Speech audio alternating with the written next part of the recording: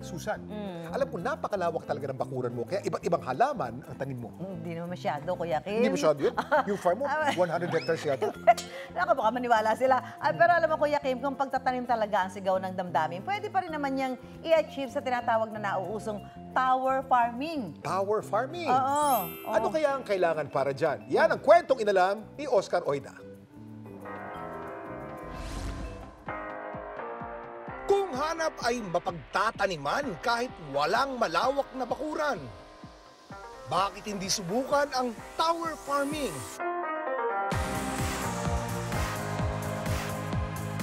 Ang 43 anyos na car racer na si Angie King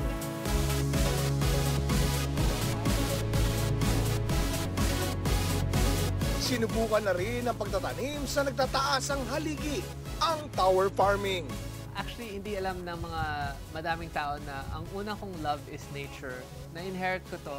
And nagpa-farming na sila ng konti, but I wanted to bring it up a notch.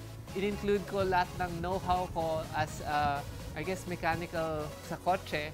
And then, sa technology ng mga ibang farm na nakita ko, and pinasok ko lahat sa sistema. Sa tower farming o vertical aeroponic farming technology, salit na sa patag na lupa o kay sa paso, gumagamit ng malaking tubo na hile-hilerang itinayo at tinaniman. Ang aeroponic technology ay gumagamit ng hangin at tubig na pinapagana gamit ang kuryente para madiligan ang mga halaman. Perfect daw ito sa walang malaking bakuran o limitado ang space. Pwede rin itong ilagay sa loob ng greenhouse gaya ng ginawa ni Angie. So welcome sa loob ng aming greenhouse dito sa King Tower Farm, and beside us is about 250 towers. Now, yung floor area dito is about 920 square meters, and we are basically saving about 90% water from regular farming, and we multiply the land area by 5 times. So yung area kasi vertical ang pagtubo ng plants, and medyo high-tech yung greenhouse kasi meron kaming cooling pads dito sa kanan ko, which basically acts as parang radiator ng kotse. Yung ceiling natin, meron kaming shade netting kung tawag. May taas na 8 talampakan ang bawat tower. Mayroon itong 4 hanggang 8 base pot, depende sa uri ng halaman na itatanim.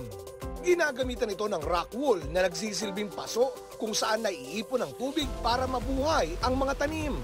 So as you can see, this is the sprout, and I think this is maybe wansoy. Tawag dito rock wool. It's basically a spun fiber made from rock. Diyan kami tatanim, and bago ilipat yung halaman dito sa tower, we basically will sprout it in the growing tray.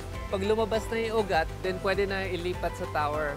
So we actually use the lake water as our primary source, pero kumukolekta rin kami ng rainwater dito sa farm. So dito sa loob ng 2 drum is nutrient A and nutrient B. Ito yung reason na kaya namin mag-grow ng leafy veg and ng fruiting veg sa towers namin. Nakabibilib ang plant towers ni Angie. Hindi raw maubusan ng pwedeng itanim. Meron siyang litsugas, kangkong, talong, bok choy, wansoy, kamatis, celery at zucchini na pwedeng ma-harvest anytime. Bukod sa mga gulay, mayroon ding varieties ng chili tulad ng Palermo at habanero, herb gaya ng dill. This is a dill plant. Ang dill is nagagamit sa isda, nagagamit sa chicken, and then pwede rin siyang herbs. Super bango niya. And then you can taste it also. Super good. I love having fresh herbs and crops always here in the farm. Ang puhunan sa ganitong farming setup, kuryente. Nangangailangan ito ng 24 oras na power supply para hindi matuyuan ng tubig ang mga halaman na maaari nitong ikamatay. For now, ang pricing namin sa Tower Farm is medyo mahal. It's at 42,000 for the 9-pod tower with the pump system along with 1 liter nutrient concentrate and then the rock wool. Bukod sa tower farming, mayroon ding decoupled aquaponic system si Angie kung saan nakikinabang ang mga alagang isda at mga tanim na gulay. Hindi nyo kailangan ng sobrang lawak na space. Hindi nyo kailangan ng sobrang high-tech na equipment. Do your research. Kailangan, obviously, may passion ka na gusto mo magtanim. Sa lupa man, o sa paso, o kahit sa matatayog na poste, kapag may tinanim, tiyak na may aanihin.